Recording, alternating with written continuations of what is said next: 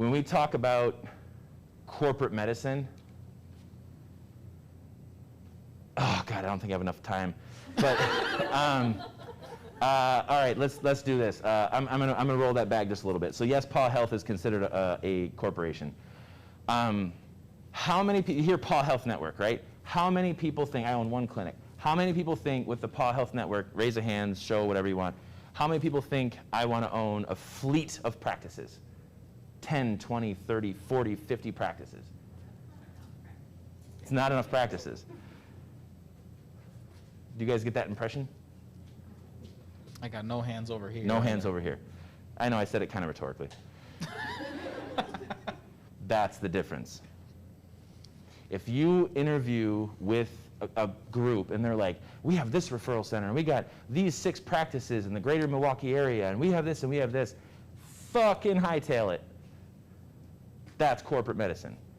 Now, I can't name any one corporation specifically. Don't worry, Caroline already did for you. But thank you, Caroline. Yes, I appreciate Caroline. The thing is, we need local influence. We need local owners. When you have local ownership and you have local influence, what happens? Money stays local. When money stays local, what does that do? Increases wage, increases benefits, increases equipment, and does what? Poof on growth. As a, for instance, PAW Health. 2015, when we took over, it was September, so we're just going to say 2016 was our first full year. On average, we were seeing about 5,000 cases that year. It's 4,000. 4,000 cases. 4,500, 40 and change. 4,000. Can I get a 4? 4,000 cases. That was 2016. It's now 2021. Maybe 19,000 this year. We're going to hit 19,000 cases this year. 19,000 cases this year. In 5 years. 5 years. How do we do that? Guess where all of the money went? Ben had to convince me to get new tires before we came on this road trip. It's true. How much money can I put in the hands of who? The veterinarians, the technicians. Our benefits rivaled any of the corporate that we had worked with prior. We try to have the most progressive, all of it, just our corporate benefits. But how about our lab? Our lab is crazy. Lab crazy, yes? It's insane. Why? Because I value the business, invest in the business. Dr. Katie and I, we agreed for the first 5 years of ownership, we were taking $0 from the practice. We paid ourselves a salary. I mean, we were still, administrative. We were still veterinarian. I mean, still got to put food on the table. That's a whole thing.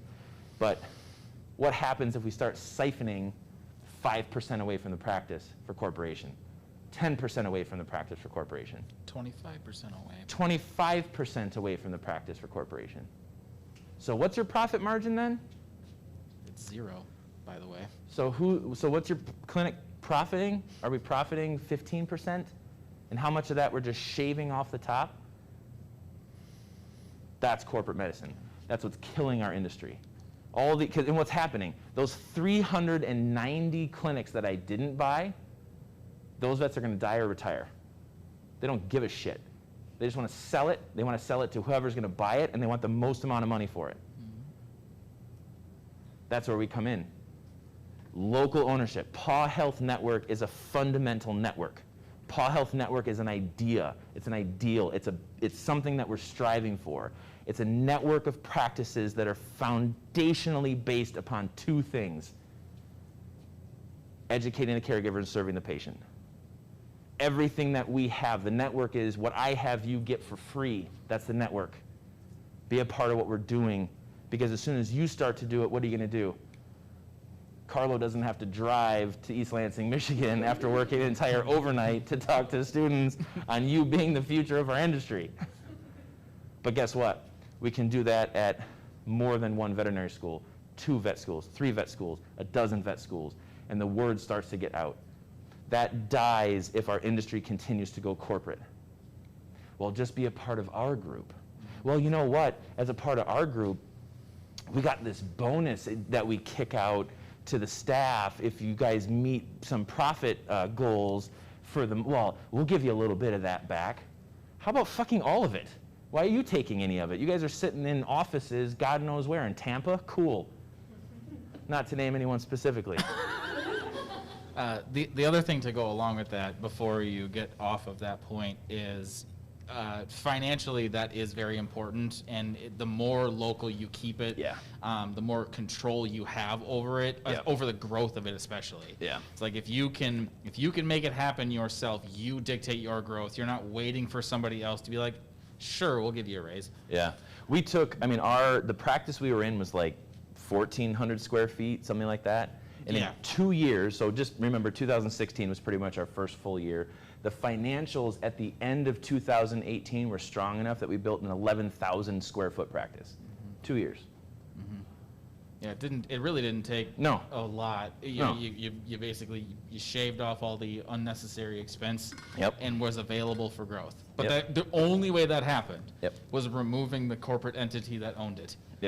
So there's that, but there's also, like, the financial thing is really important, but also, and I think the thing that a lot of people getting out of school are probably even more interested in is influence. It's the ability to dictate what you want to do when you want to do it. So I think that rules with the intent of breaking them. Yeah, it's that autonomy is huge. Yeah, because if you're in a structure where they're spoon feeding down what your policies are, my wife had worked at a clinic, which will remain unnamed, that they were only allocated from a budget standpoint to order so much heartworm preventative per month. That's just what it was. This is your budget. This is as much as you can buy per month. 10th day of heartworm season, out. All right, well, I guess we're just going to have to wait another 20 days before we can order any more product, which also, by the way, we won't even get into inventory management. You don't have to get into inventory. That's a whole different thing. management. I know you didn't ask about inventory management, but that's just an example of, again, when we start to talk about corporate policies and not having that influence, not being able to make a decision, it's like, I'm just going to buy a crap ton of this because I've been selling a crap ton of this. And also by selling a crap ton of this, I'm not going to mark it up times 10. I'm going to make it affordable so people can actually use it.